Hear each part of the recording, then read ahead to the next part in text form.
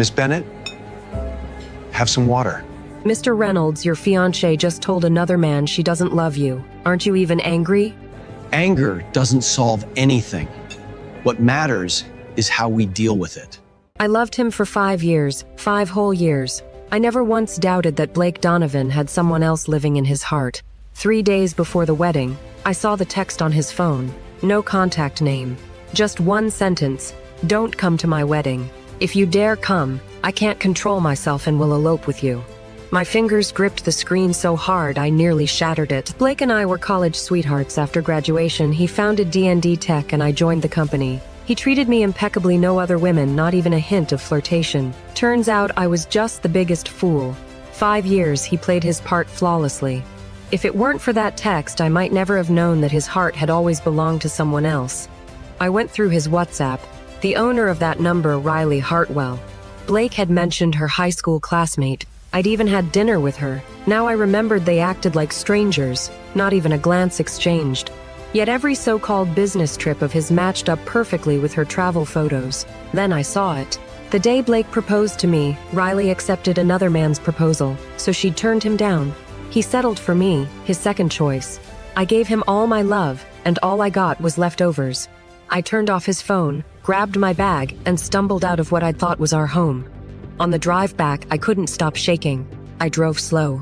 I wasn't about to wreck my car for a cheating bastard. When I got home, I locked the door and shut off my phone. I needed time to think, time to plan. At dawn, someone pounded on the door. It was Blake. His face was full of worry. Baby, I called you 15 times last night. Why didn't you answer? Then your phone died. Looking at him, I felt nothing but disgust. I pushed down my anger and revulsion. It is nothing. I was too tired last night and didn't notice. The battery probably died. Seeing how calm I was, he visibly relaxed. Good. Let's go try on the wedding dress. I tried on wedding dresses while he was completely distracted. He checked his phone every 30 seconds. I smiled perfectly. After the fitting, Blake made up some excuse about a meeting and bolted. I drove to that movie theater. Spent $200, told the security manager a story about losing my wallet. Got last night's surveillance footage. In the video, they walked in holding hands. They chose a tragic romance. Halfway through, Riley started crying. Blake pulled her into his arms, whispered something in her ear. Then he kissed her. Back home, I dug out my D&D Tech equity certificate. Then I made a call I'd sworn I would never make. We met at a coffee shop. He sat down and stared at me. You're marrying Blake in 2 days, and now you want to sell your shares? Did he finally screw up? It has nothing to do with the shares, I said calmly. If you don't buy, I'll find someone else. I'll buy. Whoever tries to stop me will have to answer to me. He signed the contract. No haggling, no questions. He didn't even blink. I pushed the contract back. Did Blake really cheat? He de-signed so readily that I owed him the truth. Yes, his high school first love, you knew. Freshman year, he talked to some girl until 3 a.m. every day. Then it suddenly stopped, and he was depressed for months. We thought it was over long ago. I stood up to leave. You're still marrying him? I laughed, my voice dripping with irony. If I were still marrying him, do you think I'd be selling you these shares? His eyes lit up. But I haven't heard that the wedding is canceled. The wedding isn't canceled. I arrived home to find my mother lingering on the porch with a fake smile.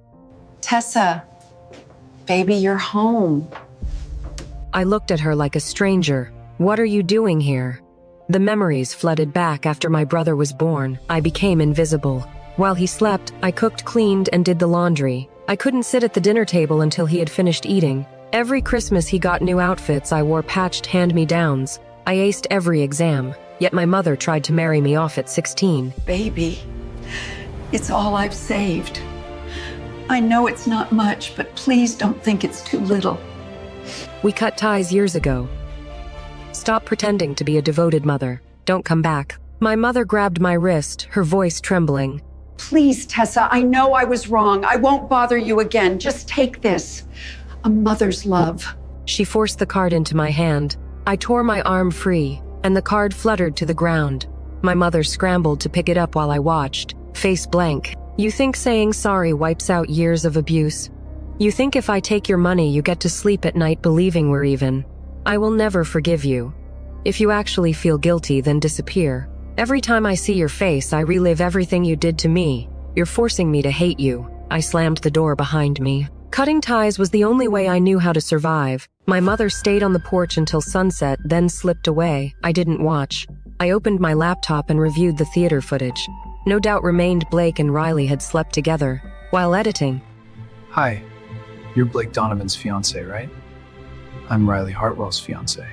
yes, what do you want? I know your wedding is in 2 days. You deserve the truth. You should seriously reconsider marrying him. Have you confronted Riley yet? Not yet. Then keep quiet until after my wedding. Are you out of your mind? You're still marrying that scumbag? I didn't answer. I downloaded the video and spliced it with the theater footage. The compilation would make Blake unforgettable at the wedding, especially his pathetically brief performance. The next morning, the man from WhatsApp stood at my door. Miss Bennett, we need to talk. At a steakhouse, I didn't waste time. What do you want, Mr. Reynolds? I hear you're not planning to call off the wedding.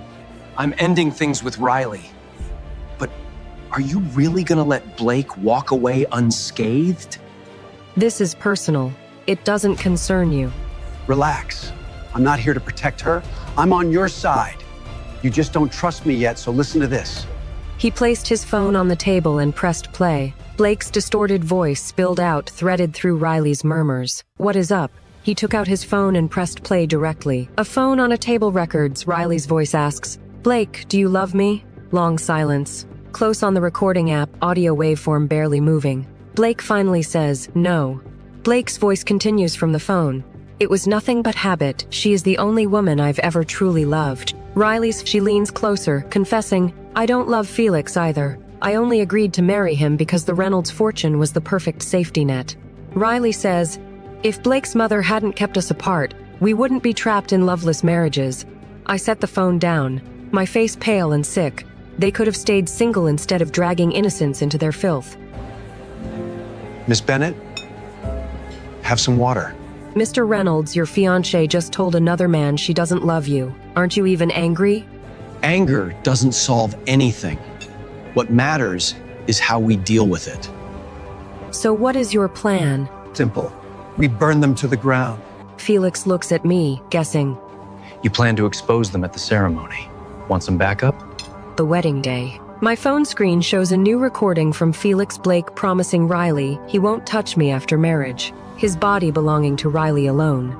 I save the recording to my presentation folder and close the phone. Guests settle in their seats. I stride onto the stage in my gown, microphone, and face the crowd. Thank you all for coming to my wedding with Blake Donovan below. Blake frowns and lunges forward, but two groomsmen I paid seize his arms. Panic flickers in Blake's eyes. He shouts, Tessa, what the hell are you doing? I catch the panic in his eyes and smile coldly. I turn to the guests and speak clearly. I discovered Mr. Blake Donovan couldn't keep it in his pants. He has been sleeping with his high school sweetheart, Riley Hartwell. So let me make one thing clear, I'm the one taking out the garbage. I gesture to the large screen. Enjoy the show. I toss the microphone and walk out. Behind me, footage of Blake and Riley in bed lights up the hall. Chaos erupts. I change quickly backstage and slip out the rear door, but Blake catches me. He yanks my hair, eyes bloodshot. Tessa, you just destroyed me and Riley. You're gonna pay for this. His hand lunges for my blouse. I'm stripping you bare and letting you feel what it's like to be exposed. Blake, touch me and you'll regret it. He laughs cruelly and grabs my blouse. A cold voice cuts in. Mr. Donovan, making a spectacle of yourself in public, that is just pathetic. This is between me and Tessa. Step aside. You slept with my girlfriend so many times I've practically got a whole prairie growing over my head. And you think this has nothing to do with me?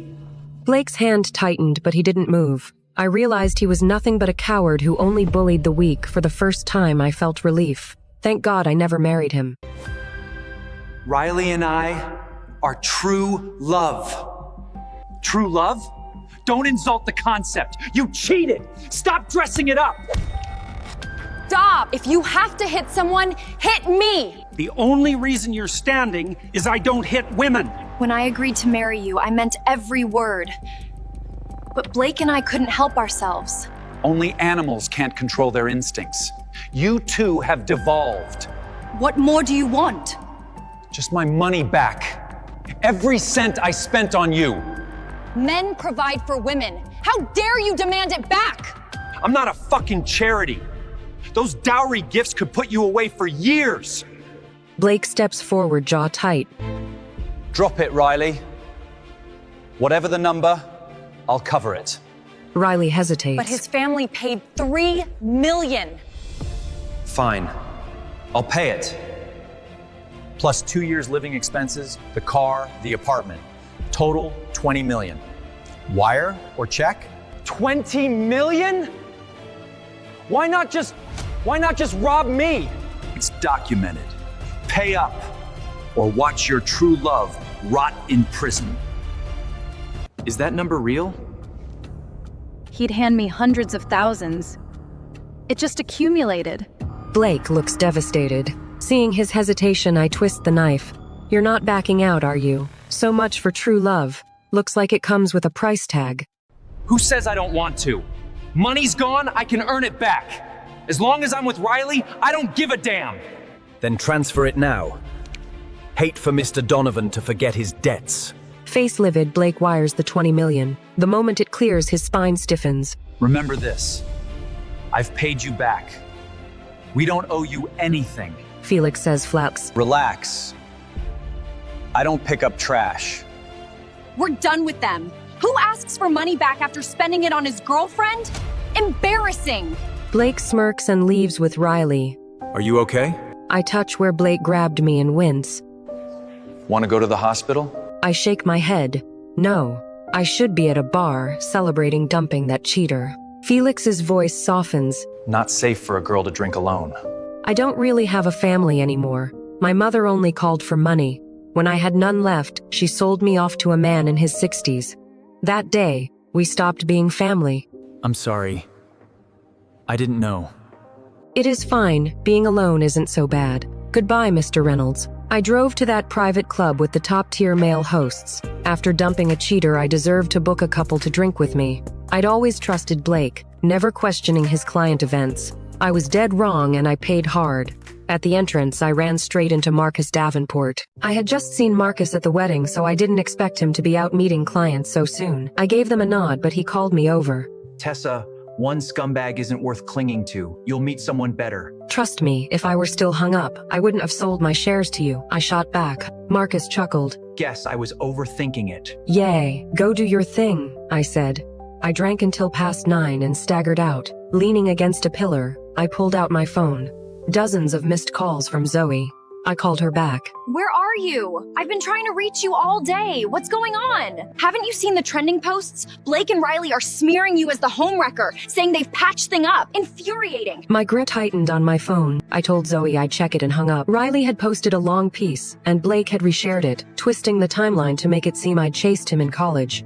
We only got together after graduation. I tried to log in and post my prepared evidence, but my account was locked. Someone had hacked it. How had I ever been so blind to him? I called Blake. Delete what you posted and apologize publicly, or I'll put everything you did before the wedding online. Tessa, the scene you caused at the hotel only worked because I wasn't expecting it. You really think you can threaten me now? After being with a shameless creep like you for years, I wasted my time, I said. Since you won't let me go, wait for my lawyer's letter. I slammed the phone down. Getting sick over garbage wasn't worth it. Every lawyer I contacted turned me down. Blake wanted me out of their love story and his dreams.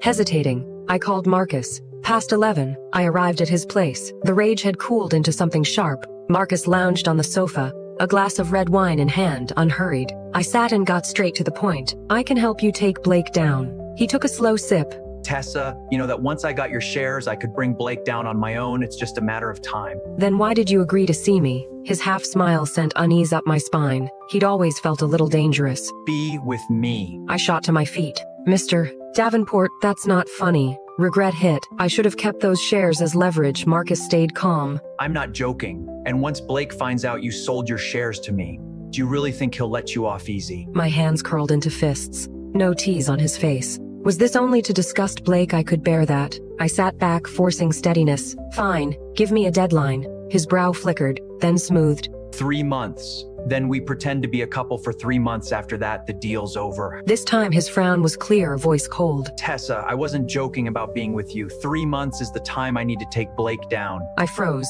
You're not planning to use me just to mess with him. He gave a humorless laugh. I'm not that bored. Then you, like me. Yeah. We'd known each other for years and I'd never caught a trace of interest. His face remained composed, but the tips of his ears went red. Thunder cracked through my head. Marcus liked me. That couldn't be real. I thought I'd hallucinated. Mr. Davenport, I drank too much. I'm going home. Pretend I was never here. At home, Marcus messaged. Tonight I was serious. I hope you'll consider it. I have no ex and won't cheat. I deleted it, headache pounding. Next morning, the doorbell woke me. Marcus stood with breakfast from my favorite bakery. Mr. Davenport, I don't know why you think you like me, but I'm not ready for another relationship. Please understand. He nodded. I do. Last night I crossed the line. I won't say it again. As for Blake, I'll handle it. I refused. I didn't want to owe him. After he left, I called Zoe. She came over and applauded my wedding drama. But when I told her about Marcus's confession, she scoffed. Confessing right after you shredded your ex. That's taking advantage. It deepened my unease. Then she stared. You don't know. The trending topics about you are gone, wiped clean. My heart sank. Marcus. Could he really like me? I was about to call him when Blake's number flashed. I hung up. He kept calling until I blocked him. Then the doorbell rang. Blake stood there, bloodshot eyes burning. Tessa, do you hate me enough to ruin me? You and Riley smeared me first. He grabbed my wrist hard. That's not it. Why sell your shares to Marcus? He's my sworn enemy. So he knew. I laughed coldly. My shares, my choice. What's it to you? Why didn't you discuss it with me? When you slept with Riley, did you discuss it with me first? That's not the same thing. Blake snarled. That company is my life's work. Selling your shares to Marcus was deliberate. You did it to destroy me. You're vicious to the core. He lunged for my throat. I stepped back in time, and missing only fueled his rage. Touch me and I'll call the cops. You'll be the one embarrassed. He laughed coldly. You think the police would bother? His gaze turned icy with contempt. You reminded me. You went to Marcus's place last night. What did you agree to for him to step in? Did you sleep with him? If you're done, get out. You ruined me, and you think I'll let it go. When Zoe charged from the kitchen gripping a cleaver. One more step and you'll be sorry! The door shut. Tessa, are you okay? Worry filled her face. Warmth flooded my chest. I'm fine, thanks. After he was gone, she brought out dishes and soup. She shooed me to the couch, handed me blueberries and asked my plans. I'm not going back to Blake's company. I'll update my resume and job hunt. She agreed it shouldn't be hard. After she left, I sent resumes to a few firms. 2 replied quickly, scheduling interviews the next day. I closed my laptop and leaned back. Then my phone buzzed. Receiving Marcus's dinner invitation unsettled me. His usual distance made this warmth strange, yet I owed him thanks for handling the online trouble. After a traffic-delayed drive, I found him waiting calmly by the window, smiling without irritation. I apologized. He brushed it off kindly. While ordering, I offered to pay. Marcus, thanks for everything. Tonight's on me. He insisted I drop formalities. We were university classmates after all. Reluctantly, I called him Marcus, and he smiled. When he poured red wine, I hesitated. He noticed instantly, replaced it with juice, and said softly, When you're with me, you don't have to force yourself. If you don't want to do something, then don't. The words hit unexpectedly. Blake had never shielded me from drinking at business dinners. My discomfort never mattered. A small kindness suddenly felt overwhelming. But scarred by Blake's betrayal, I had no desire for romance. I tried to steer the conversation to practical matters. He gently interrupted. I know what you're going to say, but can you let me talk first just tonight? I nodded. Then Marcus confessed. Freshman year, there was a day I forgot my meal card. You swiped yours for me. After that, I started noticing you. I knew you always sat by the window in the 4th row, that you drew a little bear on the first page of every notebook, that you were always rushing around. Marcus's words brought back memories of college.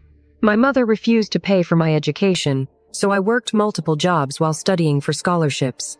One day in the cafeteria, Marcus was holding up the line. I recognized him from class and swiped my meal card for him.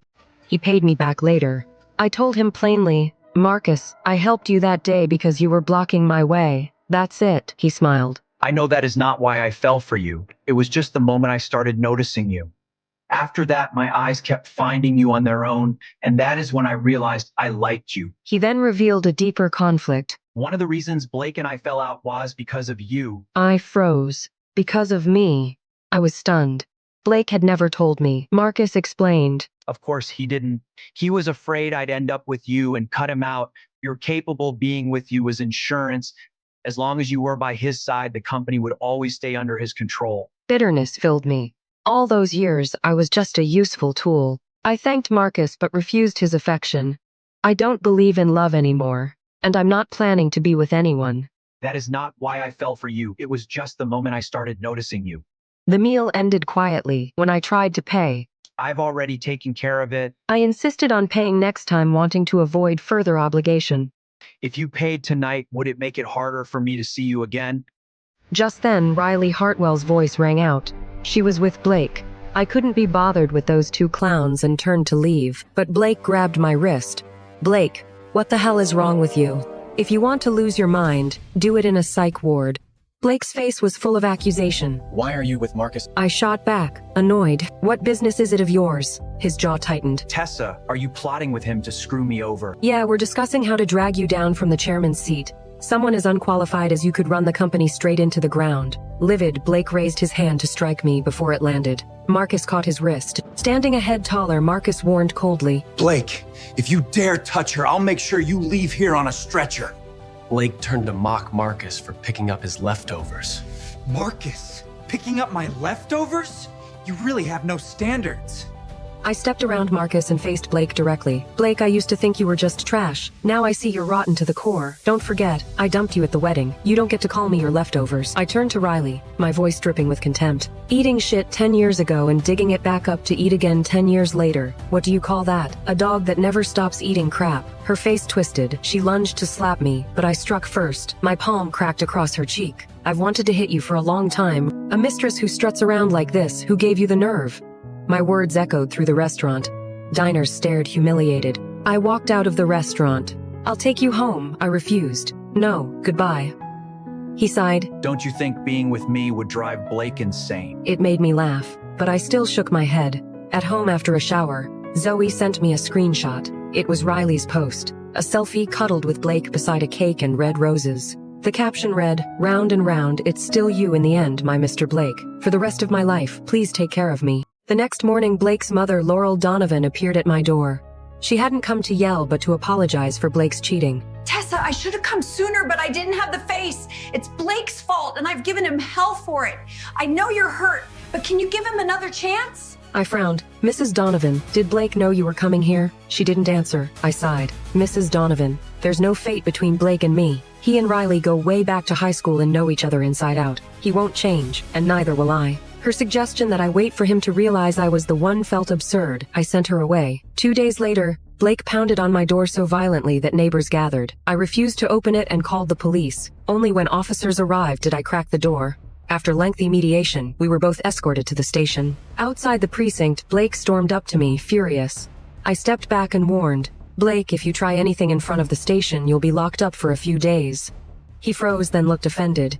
You think I'd lay a hand on you? I shot back. Isn't that exactly what you did at the wedding? And when you came to my place, you tried to hit me then too. His face darkened.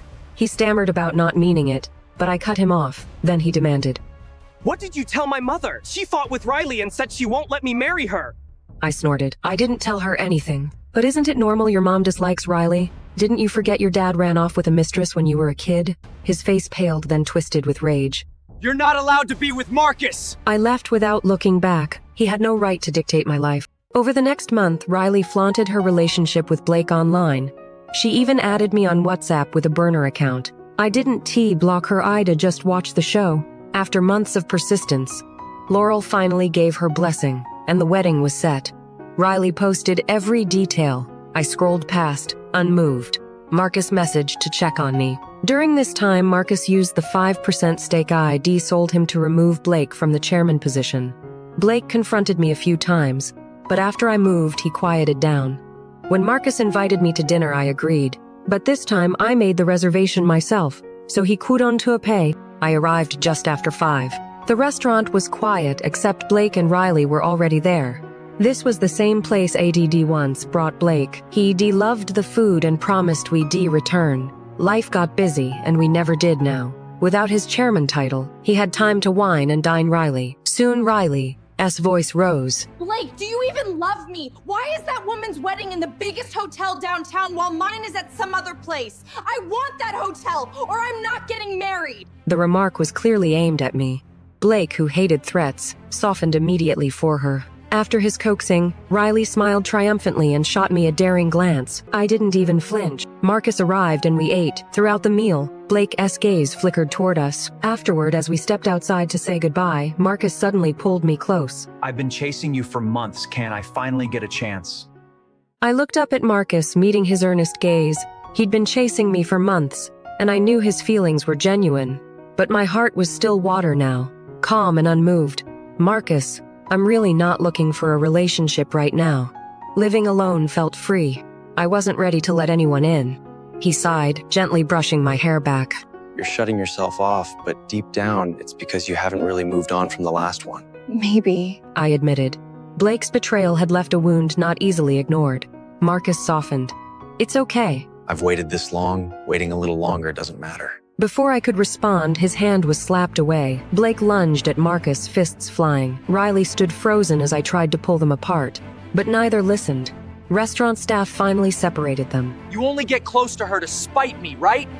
That's why you're always hanging around Tessa? You're not that important, and I don't think it's news that I like her.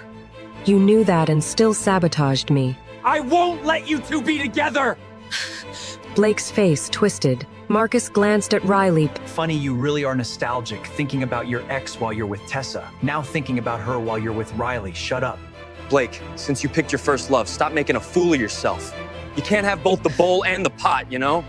If you can't let Tessa go, Blake, I can leave! She ran. Blake chased after her. I turned to Marcus, his face bruised. Let's get something for those bruises. Seeing me calm, he exhaled in relief. I smiled a little. This vulnerable side was endearing. What are you smiling at? He asked. Nothing. He leaned close. If making you smile is worth it, then this fight with Blake was worth every second. My steps faltered. My heartbeat had lost its rhythm. After that day, my contact with Marcus became more frequent.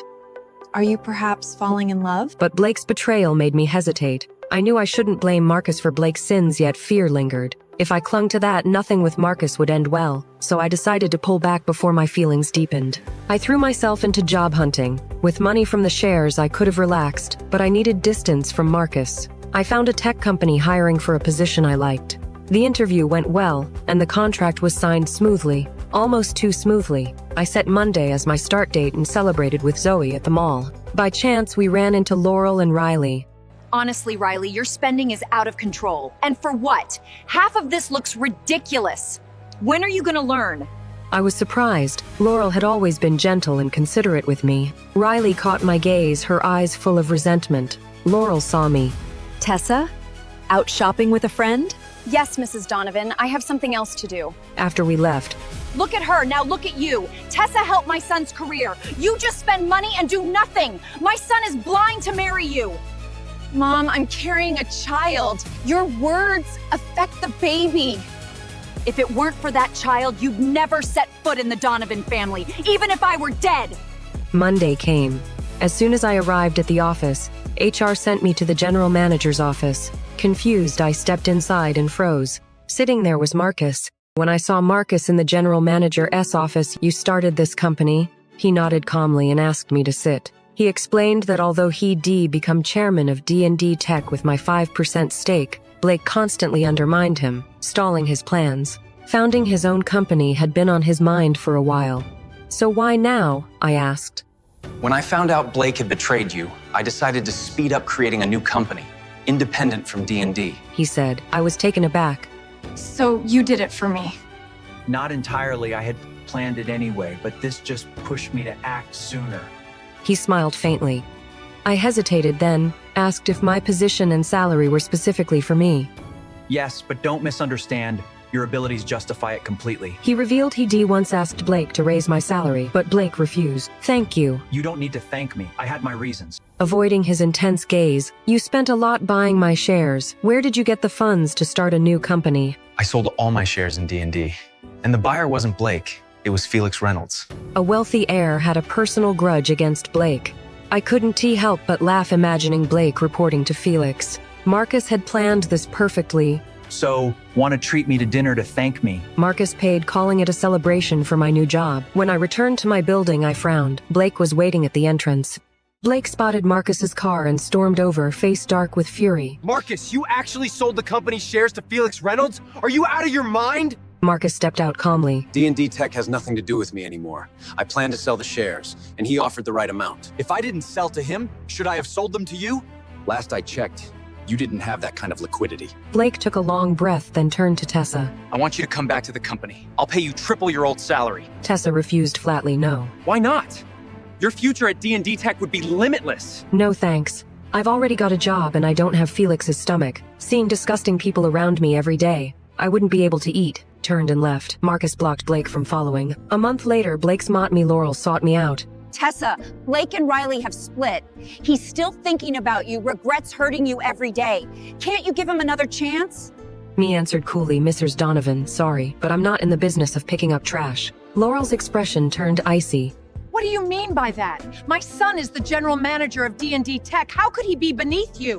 Me smiled faintly. Right, your son is impressive. I'm the one who doesn't measure up. You should find someone else. Angered, Laurel snapped. If my son hadn't liked you, you wouldn't even be worthy of putting on his shoes. Don't ride two horses at once. Wait too long and no one will want you. Before I could reply, an angry voice cut in from behind Laurel. Who said no one wants her? Marcus stepped in front of me, facing Laurel with cold eyes. Tessa is my girlfriend now. Oh, really? I thought you were some kind-hearted girls, and yet you've already hooked up with another man. You're no different from that slut, Riley. Marcus sneered. Your son's the incompetent one. His girlfriend is carrying another man's child, and he happily plays the father. Who's to blame? If that man hadn't come forward, he'd be wearing a lifetime of shame. Fuming, Laurel stormed off. I finally asked Marcus what had really happened between Blake and Riley. Marcus explained, Riley had been flirty with an Otney man while engaged to Felix, then slept with Blake claiming drunkenness. Pregnant and unsure of the fat me, she told both men the child was theirs. When Blake learned she was marrying him, the Otney man appeared, insisting the child was his. A paternity test proved Blake was not the fat me. Enraged, Blake slapped Riley and broke off the engagement. Riley tried to reconcile, then publicly shamed him before leaving with the Otney man. Me felt a wicked satisfaction karma for Blake's own betrayal. Noticing me calm, Marcus pinched me cheek. Yep, you're definitely over Blake now. Keep your hands to yourself, she warned. You forget I'm your boyfriend now. When did I agree to that? When I said you're my girlfriend just now, you didn't object. That counts as consent. Hump, you're still on probation, Marcus' eyes lit up. So you're giving me a chance to chase you. Yeah. Before she could react, he scooped me up and spun me around, promising to treat me right. Me stared, stunned. She'd only agreed to give him a chance, but he was already celebrating like he'd won. The next morning, me found Blake waiting downstairs. His haggard appearance made me frown. Tessa. He began. Don't call me that. We're not close, she cut in coldly. Blake forced a smile. I know I wronged you before. I just want a chance to make it up to you. You really want to compensate me? I asked skeptically. How about gifting me an apartment, maybe a sports car, or wiring a few million to my account every now and then? His face darkened. If you come back to me, everything I own is yours. My assets, my life, all of it. I looked at him with disgust. Spare me. You really think you're some hot commodity. Just looking at you makes me sick. I already have a boyfriend. As she tried to leave, Blake grabbed me wrist. Who is it? Marcus? You can't be with him! You're mine! He lunged, seizing me and dragging me toward his car. I'm taking you to get married.